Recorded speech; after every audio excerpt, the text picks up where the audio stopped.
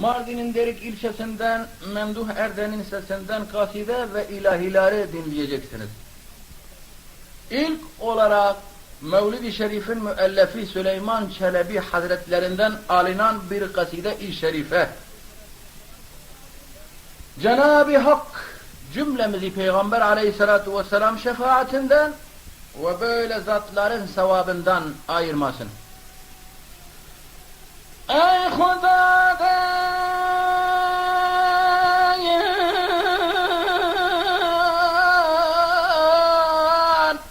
lütfu ihsan isteyen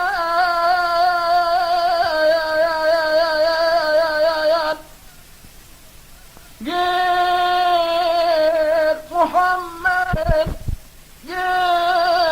Muhammed Mustafa'nın yoluna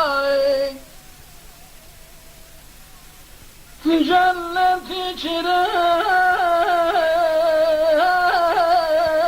hor-u ilmen isteyen gir Muhammed Mustafa'nın yoluna gir Muhammed Mustafa'nın yoluna.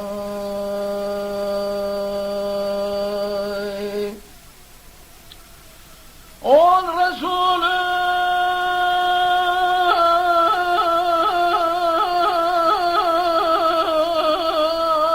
doğduğu şevbi guman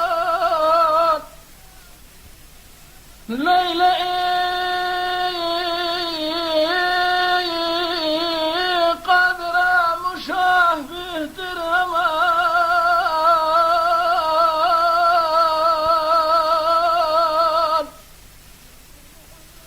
olmak istersen cehennemden aman gir Muhammed Mustafa'nın yoluna bulmak istersen cehennemden aman gir Muhammed Mustafa'nın yoluna.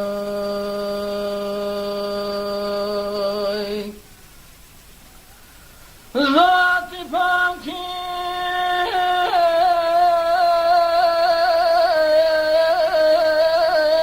can-ı dilden dillesen vahd-i nûr-i haktır ol zat-ı hasen olduğunca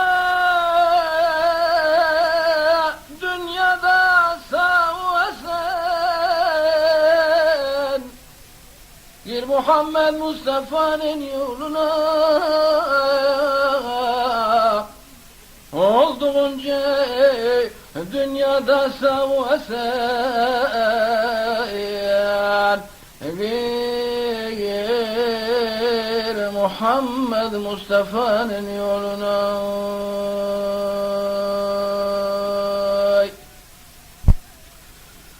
Meclisi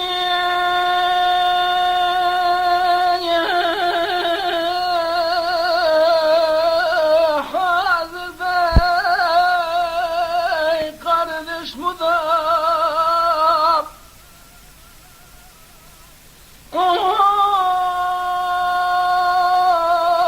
Resul'e kıl salatıyla selam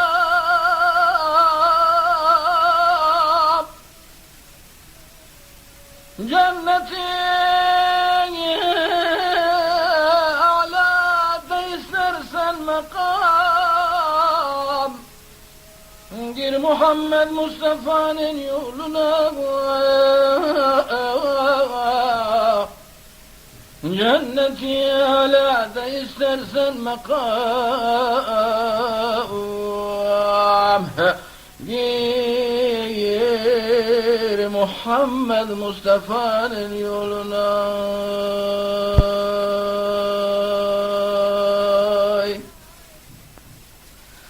Fakir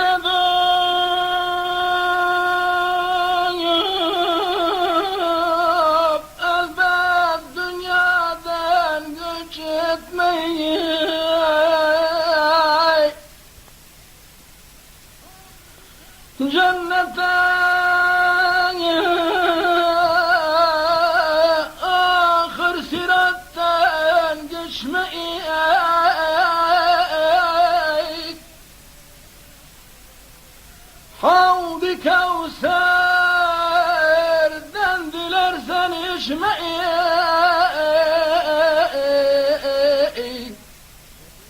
gir Muhammed Mustafa'nın yoluna. Havz-ı Kevser'den dilersen içmeyi, gir Muhammed Mustafa'nın yoluna.